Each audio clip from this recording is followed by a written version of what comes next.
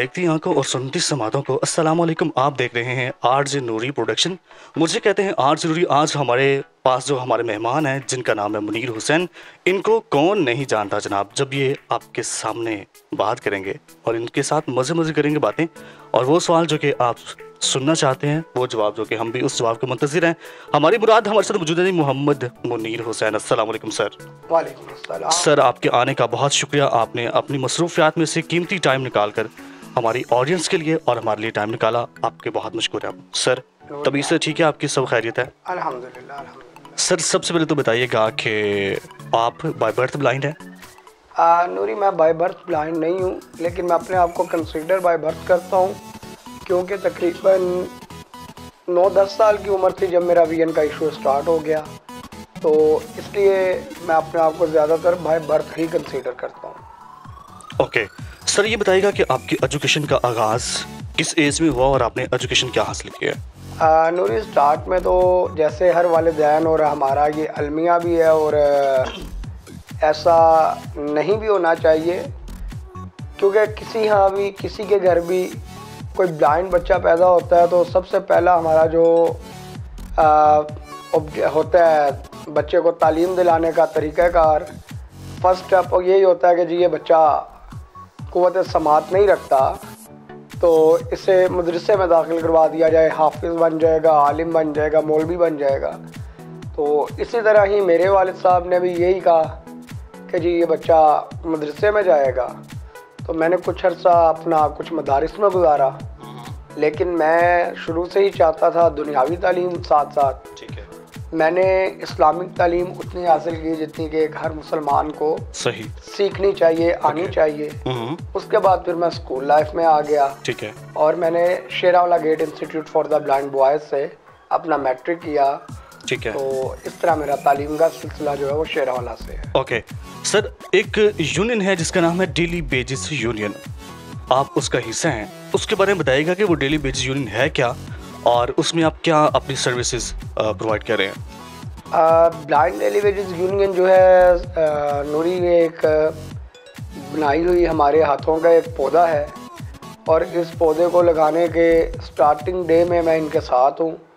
यहाँ पे मैं एज आ वाइस प्रेसिडेंट भी रहा हूँ, जॉइंट सेक्रेटरी भी रहा हूँ, लेकिन मैं सब कुछ समझता हूँ कि मैं एक अदना कारकुन हूँ इस यूनियन का, इस तहरीक का। और इस यूनियन का मोटो जो है वो यही है कि किसी भी ब्लाइंड फ़र्द को, बेरोज़गार को इनिशियली रोज़गार दिलाना, यानी कि डेली पे उसे जॉब दिलाना, और फिर डेली के बाद उसे कॉन्ट्रैक्ट और रेगुलर वाली साइड पे ले जाना। ये डेली वेजेस यूनियन का एक शुरू से लेके अब तक मोटो है। ठीक है सर, बताएगा इसके कोई पैसे वैसे भी लिए जाते हैं, कोई फीस वगैरह भी होती है? नहीं नूरी, इसकी कोई बाकायदा फ़ीस वगैरह नहीं है। देखिए, कोई भी अगर एनजीओ, कोई भी यूनियन होती है, कोई भी इदारा होता है, तो उसके अपने एक माली वसाइल भी होते हैं और मसाइल भी होते हैं। तो उस लिहाज से हमने कुछ ज़्यादा नहीं, इसका पर मेंबर जो पर मंथ है वो 200 हमने रखा हुआ है। और क्योंकि ये इनका सेटअप ऐसा है इस यूनियन का, या इस जॉब का, कि ये 89 डेज़ की होती है, और 89 डेज़ के बाद दोबारा रीन्यू होनी होती है। अच्छा। तो पर एक्सटेंशन हमने जो है वो एक 1000 रखा हुआ है। अच्छा। और पर मंथ जो है वो हमने 200 रखा हुआ है। यानी कि राउंड बोर्ड ये 1600 जो है वो बन जाता है? हाँ जी, 1600 3 मंथ का बनता है। अच्छा, 3 मंथ का। ओके, 1000 जो आप ले रहे हैं वो ले रहे हैं सिर्फ जब आपकी ऑर्डर एक्सटेंड होते हैं आगे, तो उसके आप लोग जो है 1000 ले रहे हैं, और जो 200 आप ले रहे हैं वो पर मंथ का आप जितने भी आपके साथ लोग हैं उनके ऊपर चार्ज होता है? हाँ जी। अच्छा सर, दूसरा सवाल मेरा आपसे ये है कि इसमें ऑब्वियसली फीमेल भी हैं, मेल भी हैं। जो आप लोगों के प्रोटेस्ट होते हैं उसमें आप लोग किस तरह इनको अकोमोडेट करते हैं? देखिए नूरी, इसमें प्रोटेस्ट की जो सूरत हाल होती है वो करंट सूरत हाल को देखते हुए, लेटेस्ट जो सूरत हाल होती है उसके मुताबिक ही बनती है। अब बाज़ जगह पे ऐसा प्रोटेस्ट करना पड़ता है कि किसी ऑफिस में अगर हमें करना है तो हम मेल और फीमेल दोनों को इनवाइट करते हैं, क्योंकि एक इन्वायरमेंट होता है ज़रा बंद किस्म का, रोड नहीं होता, तो एक प्रोटेक्शन होती है फीमेल को, तो वहाँ पे हम फीमेल को बुला लेते हैं। रोड पे हमारी कोशिश होती है कि फ़ीमेल को ना बुलाया जाए, क्योंकि एक ब्लाइंड फीमेल के लिए रोड पे सर्वाइवल करना बहुत मुश्किल है बनिस्बत एक मेल ब्लाइंड। बिल्कुल बिल्कुल ऐसी है। Very good. अच्छा सर, अगला सवाल मेरा ये है आपसे कि कुछ लोग कहते हैं कि आप लोग प्राइवेट भी डील करते हैं, किसी की नौकरी लगवानी हो या इस तरह के मामला, ये भी हैं? नूरी देखे, बात ये है, मैं इस बात को इस तरह जवाब दूंगा कि कोई भी तहरीक हो, कोई भी NGO तंजीम हो या कोई भी शख्सियत हो, तारीफ और तनकीद दोनों चीज़ें होती हैं उन पर। ठीक है। तो लिहाजा इसमें कोई सदाकत नहीं है। ठीक है। लेकिन लोग अफवाह उड़ाने वाले जो हैं, प्रोपोगंडा करने वाले मुखालिफिन जो हैं जी, वो इस तरह की अफवाह उड़ाते हैं। ठीक है। तो उससे हमें कोई ख़ास फ़र्क नहीं पड़ता। उनकी अपनी हैसियत ख़राब हो तो वो उनके ऊपर है, हम पे नहीं है। अच्छा मुनीर साहब, मुझे ये बताइएगा कि आप लोगों को बार बार प्रोटेस्ट क्यों करना पड़ रहा है? आप लोगों का वन क्लिक में काम क्यों नहीं होता, ये बताइएगा। नूरी ये सिस्टम का मसला है, ये सिस्टम मीन्स गवर्नमेंट का इशू है। ठीक है। कुछ मसाइल हैं, क्योंकि ब्लाइंड के हवाले से कोई पॉलिसी नहीं है। ऑल डिसेबिलिटी के हवाले से एक पॉलिसी है ज़रूर 1981 की, उसे उठा के अब नया लॉ करार दे दिया गया है, लेकिन उसमें भी ब्लाइंड कम्युनिटी के लिए कोई इतने आसानियाँ नहीं हैं। तो इसलिए हमें बार रोड पे आना पड़ता है। अगर government of the Punjab, government of the Pakistan blind अफराद के हवाले से स्पेशल एक पॉलिसी बना दी जाए तो उम्मीद है कि ये प्रोटेस्ट की जो सूरत हाल होती है या प्रोटेस्ट की जो ज़रूरत होती है ये ख़त्म हो जाए। ठीक है। और मुझे ये बताइएगा कि आने वाले दिनों में अभी जो आप लोगों के साथ बेरोज़गार चल रहे हैं, जिनकी आप लोग बार बार प्रोटेस्ट कर रहे हैं, उनकी क्या अभी रेशो चल रही है, क्या स्टेटस क्या उनका आ रहा है? नूरी, इस टाइम जो हालात है वो बड़े गंभीर है, क्योंकि हमारे यहाँ बहुत सारी सिस्टम में कमज़ोरियाँ भी हैं और सिस्टम बहुत सारी जगह पे मसरूफ़ भी है। ख़ास तौर पे फ्लड जो आया हुआ है जनूबी पंजाब में, ठीक है, तो उस वजह से अभी बहुत सारे मसाइल आ रहे हैं। तो उम्मीद है कि हमें अक्टूबर में या अक्टूबर के एंड पे जाके कुछ अचीवमेंट हासिल हो। जो हमारे साथी 664 वाली समरी के बेरोज़गार हुए पड़े हैं, उनके हवाले से उम्मीद यही है कि हमें अक्टूबर के एंड पे जाके कोई अचीवमेंट हासिल हो। लोग कहते हैं कि आप लोग उस जिम्मेदारी से काम नहीं करते जिस जिम्मेदारी से आप लोगों को आगे आना चाहिए। अब देखिए, वो कह रहे हैं कि साल में सिर्फ 2 बार हमारे ऑर्डर होते हैं, बाकी हम पूरा साल इसी तरह मेहनत करते रहते हैं, बैठे रहते हैं। वो कहते हैं कि सैलरीज भी हमारे टाइम पे नहीं आती हैं और हमारे ऑर्डर भी साल में सिर्फ 2 बार होते हैं। तो वो कहते हैं कि ये नौकरी तो नहीं है ना, नौकरी हो वो जो रेगुलर नौकरी होती है, ये डेली बेसिस है। अगर ऑर्डर एक्सटेंड होने होते हैं तो इनको हर मंथ, जिस तरह 3 मंथ के ऑर्डर हैं, इनको ऑर्डर के बाद जब कंप्लीट हो जाते हैं उनको फौरी तौर पर एक्सटेंड क्यों नहीं किया जाता? इसके पीछे क्या रीज़न होती है? जब डिपार्टमेंट आपको लिख देता है कि हमने आप लोगों को नौकरी दे दी है, तो इतना गैप इसमें क्यों होता है? देखिए नूरी, मैंने पहले भी यही अर्ज़ की है कि ये सिस्टम का मसाइल है। अब देखें, जो समरी है ना, ये एक जगह से नहीं चलनी होती, ये समरी का एक पूरा प्रोसीजर होता है। अब बाज़ टाइम 6-6 माह सिर्फ समरी पास होने पे लग जाते हैं, क्योंकि समरी सबसे पहले आपके जो ब्यूरोक्रेसी है सोशल वेलफेयर की, उसने बना के मिनिस्टर को पेश करनी होती है, सेक्रेटरी को पेश करनी होती है, और सेक्रेटरी ने मिनिस्टर को पेश करने के बाद जो है ये कैबिनेट में जानी होती है। कैबिनेट कहते हैं आपके जो वज़ीर आला पंजाब के जितने भी वज़ीर हैं, इनको इकट्ठे करके बिठाती है, एक इजलास होता है। तो उस इजलास को कैबिनेट का इजलास कहते हैं, जो कि महीने में 2 दफ़ा होता है, 15-15 दिन के बाद। और बाज़ टाइम तो ऐसा होता है, ये जो इनका अपना कैबिनेट का इजलास है वो भी ताख़ीर का शिकार हो जाता है। और उसके अलावा फिर बाज़ टाइम ऐसा भी होता है कि आपके इस एजेंडे को कैबिनेट के एजेंडे में शामिल ही नहीं किया जाता। अच्छा। अगर लोग ये समझते हैं कि हमारी तरफ से ये कोताही है, तो ऐसी बात नहीं है, क्योंकि हमारे यहाँ सिस्टम ही नहीं है। तो ये सारी सिस्टम की कोताही है, हमारी तरफ से कोई गफलत नहीं है। ठीक है, आप हुकूमत को क्या मैसेज देंगे? जो हुकूमत इस वक्त स्टिल काम करी है, हमने तो बहुत सारे देखा है कि हमारे पाकिस्तान में बसेस बहुत ज़्यादा आ चुकी हैं, उसमें ब्लाइंड को भी और जितने स्पेशल पर्सन उनको भी अकोमोडेट किया जा रहा है, और नई से नई चीज़ें पाकिस्तान में जो है तारुफ कराई जा रही हैं। तो हमारी जो कम्युनिटी है, जो स्पेशल पर्सनस हैं, इनके हवाले से ख़ास अप्रूवमेंट नहीं आ रही है। देखिए नूरी, बात ये है कि गवर्नमेंट ऑफ द पंजाब को मैसेज तो यही देंगे कि खुदा का नाम ले और खुदारा इस कम्युनिटी पे थोड़ा सा अपनी तवज्जो करें। उसकी रीज़न ये है हर कम्युनिटी के अपने मसाइल हैं। अगर कोई फिज़िकल डिसेबल है तो उस कम्युनिटी के अपने मसाइल हैं, डेफ एंड डम है तो उसके अपने मसाइल हैं, ब्लाइंड है तो उनके अपने मसाइल हैं।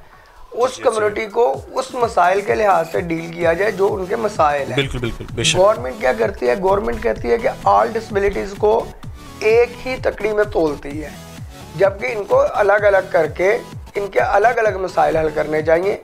अब फिलहाल की गवर्नमेंट तो मसाइल हल करने के बजाय मज़ीद बढ़ा रही है। मेरे ख्याल से गवर्नमेंट को फुर्सत ही नहीं है कि स्पेशल पर्सन के हवाले से वो रिसर्च कर पाएँ और इनके बारे में वो अपना सर्वे करें कि इनको किन किन मसाइल का सामना कर रहा है और करना पड़ रहा है। और देखें, पहली बात यह कि इनको रोज़गार सबसे बड़ा मसाइल है, इनका रोज़गार इनको प्रॉपर प्रोवाइड करना चाहिए। सर आगे बढ़ते हैं टाइम वेस्ट के बगैर। हमारा पसंदीदा सवाल आपके सामने हम रखने वाले हैं, तो ये बताइएगा, जब इतनी कम्युनिटी का आपने सामना किया तो आपने ज़ाहिर है जितना करीब आपने इस कम्युनिटी को देखा है इतना शायद किसी और ने देखा हो, तो इस कम्युनिटी के दर्द मोस्टली क्या होते हैं? देखिए नूरी, हमारी कम्युनिटी के बहुत सारे मसाइल हैं, ब्लाइंड बंदे के बहुत सारे मसाइल हैं, जबकि आम डिसेबल जो है, डेफ एंड डम है या फिज़िकल है, उसके मसाइल कम हैं। अब हम हैं तो फिज़िकल डिसेबल में और हम में फ़र्क ये है कि फ़िज़िकल डिसेबल बेचारा घूम फिर सकता है अपनी व्हील चेयर के साथ, अपने मसाइल के साथ। डेफ एंड डम है तो वो घूम फिर भी सकता है, हम माशरे में सर्वाइवल भी करता है। जबकि तीसरा नंबर हमारा है तो हम जो है, पहली बात तो ये हमें एक्सेप्ट करना चाहिए कि हम में ये कमी है और ये कमी हमारी तरफ से नहीं है, कुदरत की तरफ से मशीयत इलाही है। मशीयत इलाही को एक्सेप्ट करते हुए हमें अपने माजूरी को माजूरी नहीं बनाना, मजबूरी नहीं बनाना, हमने इस मुआशरे के साथ चलना है और इस मुआशरे के साथ चलने के लिए हमें मुआशरे की भी ज़रूरत है। अब बैरियर्स ऑफ सोसाइटी जो है ये हमें ख़त्म खुद करने हैं। हमारे जो मसाइल हैं उनमें सबसे बड़ा मसला तो हमारा ट्रांसपोर्ट का है, हमारी ट्रैवलिंग का मसला है, ठीक है, जो कि गवर्नमेंट ऑफ द पंजाब को चाहिए पाकिस्तान से अलावा, पाकिस्तान से हट के, इवन देन के 1971 में आपसे बांग्लादेश अलग होता है, बिल्कुल वहाँ पर भी डिसेबल्स के राइट्स और डिसेबिलिटी के जो मसाइल है वो सोल्व आउट है, बेशक। जबकि हमारे यहाँ अफसोस ये है कि वो है ही नहीं है। गवर्नमेंट को ये चाहिए गवर्नमेंट लेवल पे कि हमें ट्रांसपोर्ट मुहैया की जाए, ठीक है, हमारे वो फैसिलिटीज़ हमें मुहैया की जाए जो हम हकदार हैं। बेशक यूटिलिटी बिल्स हैं, बहुत सारे बिल्स हैं, वो हमारे 50% किए जाए, बिल्कुल। और इस तरह ही जो हमारे गवर्नमेंट ऑफ की स्कीमें हैं, जो गवर्नमेंट ऑफ द पंजाब की, उसमें हमें हमारे हक दिए जाए, तो फिर हम जो आगे इस मुआशरे के साथ कदम ब कदम चलते हैं। हमें मुआशरे के साथ ना चलने की वजह ये है हमारी कि हमें कोई फैसिलिटीज़ नहीं है, तो टिकटॉक से फुर्सत अगर मिले तो हमारे पर भी ख्याल किया जाए। बिल्कुल ठीक है, बहुत अच्छा आपने जवाब दिया। अच्छा मुझे ये बताएं कि अब थोड़ा सा आपकी लाइफ के बारे में हम बात करेंगे। आप मैरिड हैं? जी नूरी, मैं अल्हम्दुलिल्लाह मैरिड हूँ। ठीक है, लव मैरिज है कि अरेंज मैरिज? अरेंज मैरिज है नूरी। सुना है कि आपकी लव मैरिज भी बहुत ज़्यादा है। नहीं नूरी, वो बस अफवाहें ही हैं, अल्हम्दुलिल्लाह। अभी तक लोग आपके लिए जी रहे हैं, आपका इंतज़ार कर रहे हैं। नूरी, इसमें यही कहूँगा कि देखें इसमें जो हकीकत है वो बतानी है आपने। हमारे किसी के लिए नहीं जीता। अच्छा। अल्लाह ताला ज़िंदगी अता करता है, इस ज़िंदगी को हंसी खुशी गुजारना चाहिए। अगर किसी के साथ कोई अच्छा वक्त गुजरा है, ठीक है, उसे वो अच्छा वक्त याद करके ही अपना वक्त गुजारना चाहिए। आपकी माज़रत, आपका बात आपकी तरफ आना चाहूँगा। आपने कहा कि जिनके साथ अच्छा वक्त गुजरा उनको उस वक्त को गुजारते हुए अपना अच्छा वक्त गुजारना चाहिए। आपके लिए हुक्म करें। नहीं, आप क्या चाहते हैं जिनके साथ आपका एक अच्छा वक्त गुजरा है वो उसी वक्त के साथ ही सारी ज़िंदगी गुजार दें, कहीं आगे ना बढ़ें? नहीं नूरी, देखिए आगे बढ़ना उनका हक है, लेकिन मोहब्बत ऐसी है ना, मोहब्बत एक ऐसी चीज़ है, आपने उनको कर ही इस तरह दिया है, वो आगे चाहते हुए नहीं बढ़ पाते। नहीं नूरी, आपकी मोहब्बत में ऐसा क्या है? नहीं नूरी भाई, मैं इस बात से, आपकी इस बात से डिसएग्री करता हूँ। देखिए, अच्छा, इंसान है, फॉर एग्जाम्पल वालिदैन है, अब वालिदैन से बढ़कर मोहब्बत किसी से नहीं हो सकती। ठीक है। जब वालिदैन दुनिया से चले जाते हैं तो इंसान आगे बढ़ता है। ठीक है। अब उसकी जो अपनी अचीवमेंट है उसने पूरी करनी होती है। फॉर एग्जांपल कोई एक अल्लाह ना करे किसी एक बच्चे की वालिदा या वालिद 10-12 साल की उम्र में चला गया उससे, तो अब क्या वो बच्चा अपनी 10-12 साल की उम्र को ही सारी ज़िंदगी लेके बैठा रहेगा, उस वालिदैन के गम में ही बैठा रहेगा? ऐसा नहीं होता। उस बच्चे को, उस बंदी को जो भी है A to Z, उसको अपनी ज़िंदगी सर्वाइवल करनी है। लिहाजा जो अच्छी यादें हैं उसको भी साथ रखे, जो तल्ख हैं उनको भी याद रखे और अपनी ज़िंदगी का आगाज़ करे। ठीक है सर, कितने लोग आपकी लाइफ में आए हैं जिनके साथ आपको मोहब्बत हुई है? नूरी, मुझे तो सबसे मोहब्बत है। अच्छा जी।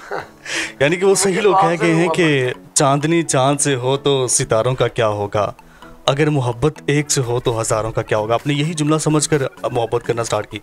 नहीं नूरी, मैंने पहले कहा कि मुझे अल्हम्दुलिल्लाह सबसे मोहब्बत है, मेरी कम्युनिटी ही मोहब्बत है, मैं सबसे शफकत चाहत मोहब्बत करता हूँ। ठीक है। अभी जो आपकी वाइफ हैं, ठीक है, और ये पहली और आखिरी होंगी या किसी और को भी चांस है अभी तक आने का जो सोचा है? नहीं नूरी, अल्हम्दुलिल्लाह अल्लाह ताला उन्हें ज़िंदगी और सेहत दे, बड़ी कंप्रोमाइज़ माशाल्लाह और बड़ी केयर वाली है मिसेस मेरी माशाल्लाह। और मेरे अल्हम्दुलिल्लाह 3 बच्चे हैं। ठीक है। मुझसे बहुत मोहब्बत करते हैं। ठीक है। तो अल्लाह ताला मुझे इनके सर पे सलामत रखे माशाल्लाह, और मैं हमेशा इन्हीं के साथ अपनी ज़िंदगी को बसर करूँगा। ले बाकी जितने लोग भी अपने दिल में बहुत सारी मुनीर भाई के लिए मोहब्बत जिन्होंने कायम रखी हुई है, सबसे पहले जवाब आपको मिल गया है कि आगे कोई चांस नहीं है, तो आप खुदारा उनकी मोहब्बत में टांग ना अड़ाएं ताकि वो अपनी लाइफ में अल्हम्दुलिल्लाह वो कह रहे हैं कि बहुत खुश हैं। सो आपको अपनी लाइफ को मज़ीद अपडेट करना है, अपनी लाइफ में मज़ीद खुशियाँ आपने लेके आनी हैं। सो मुनीर भाई अपनी लाइफ में बहुत खुश हैं। अच्छा मुनीर साहब, आगे बढ़ते हैं। लास्ट और डन सवाल है मेरा आपसे, ज़िंदगी में ऐसी कौन सी ख्वाहिश है जिसका अभी भी आपको इंतज़ार है? मदीना शरीफ जाने की। माशाल्लाह, क्या बात है। और मदीना शरीफ के बाद करबल जाने की। क्या बात है, क्या बात है। तो अपनी खूबसूरत सी आवाज़ में, लोग आपकी आवाज़ के बड़े दीवाने हैं, तो अपनी खूबसूरत आवाज़ में लास्ट में हमें कुछ सुनाना चाहिए? नहीं नूरी, मैं क्योंकि इतनी खूबसूरत आवाज़ नहीं रखता, ये अल्फाज की मोहब्बत है आपकी, तो मैं यही अर्ज़ करूँगा कि मेरी यानी कि कहना ये चाहूँगा सब सुनने वालों, देखने वालों से कि अपनी ज़िंदगी को अपने ढंग में जिएँ। ठीक है। किसी से छोटे ख्वाब देखें तो बड़े ख्वाब पूरे होते हैं, बेशक ऐसे है। बड़े ख्वाब देखें तो छोटे ख्वाब पूरे होते हैं। लिहाजा आप बड़े बड़े ख्वाब देखा करें, ठीक है, ताकि आपके छोटे छोटे ख्वाब पूरे हो जाया करें। सर लास्ट में सिर्फ एक शेर हो जाए आपके फैंस के लिए। नूरी, शेर किसी चीज़ का भी, पोइट्री हो जाए।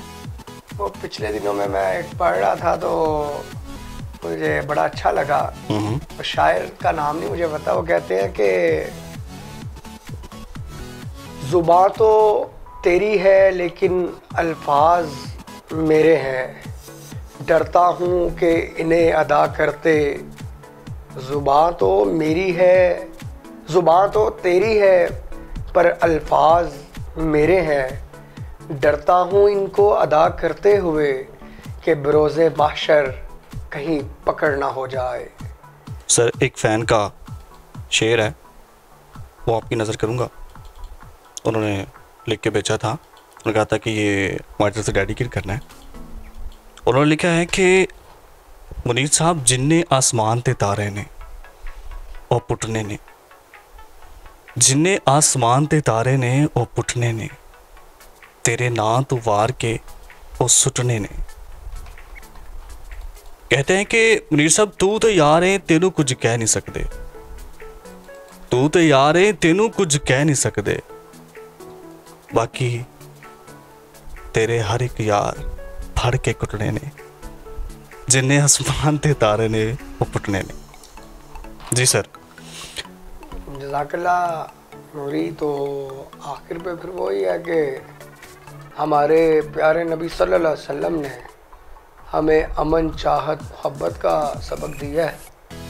हमें उसे याद रखते हुए किसी को, किसी आला दर्जे वाले को किसी अदना पर और किसी अदना को किसी आला पर कोई फोकियत हासिल नहीं है इस्लाम के मुताबिक। तो हमें भी चाहिए कि हमें अपनी ज़िंदगी जो है वो सीरत तैयबा पे बसर करनी चाहिए। माशाल्लाह जी, बहुत खूब। सर कोई लास्ट पैगाम ज़िंदगी में जो भी तक आपने कहीं ना दिया हो, जो आप समझते हो कि मेरे फैंस के लिए और मेरे दोस्तों के लिए बहुत ज़रूरी है, कुछ कहना चाहिए? अगर ब्लाइंड कम्युनिटी की बात की जाए तो ब्लाइंड कम्युनिटी के लिए यही लास्ट पैगाम है कि अगर आपने इस माशरे में सर्वाइवल करना है तो education is a must. Very good, क्या बात है। एजुकेशन नहीं है तो कुछ भी नहीं है, कुछ भी नहीं है आपके लिए।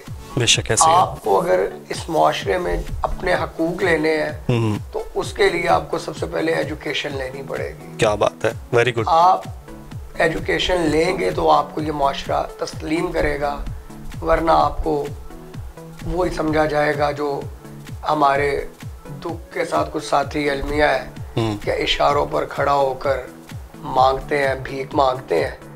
तो अब आपका अपना फैसला है कि आपने माशरे में बेकारी बनना है, कि आपने माशरे में एक अजीम शहरी बनना है। क्या बात है मुनीर साहब, आपका आने का बहुत शुक्रिया। आपने अपने कीमती टाइम में से टाइम निकाल कर दिया। नाज़रीन, ये थे हमारे साथ मोहम्मद मुनीर हुसैन, जिन्होंने अपनी स्ट्रगल ब्लाइंड कम्युनिटी के लिए बहुत ज़्यादा की है। आज अगर इस मुकाम पर मौजूद हैं तो ये सारी की सारी इनकी मेहनत है, इनकी स्ट्रगल है। आज अल्हम्दुलिल्लाह बहुत सारे बेरोज़गारों का ये एक वसीला बनते हैं। उनकी बेरोज़गारी का या ये आप कह सकते हैं उनके मसाइल का ये हल उसको करने के लिए ये मुख्तलिफ जो गवर्नमेंट के ऑफिस हैं उनका ये सामना करते हैं।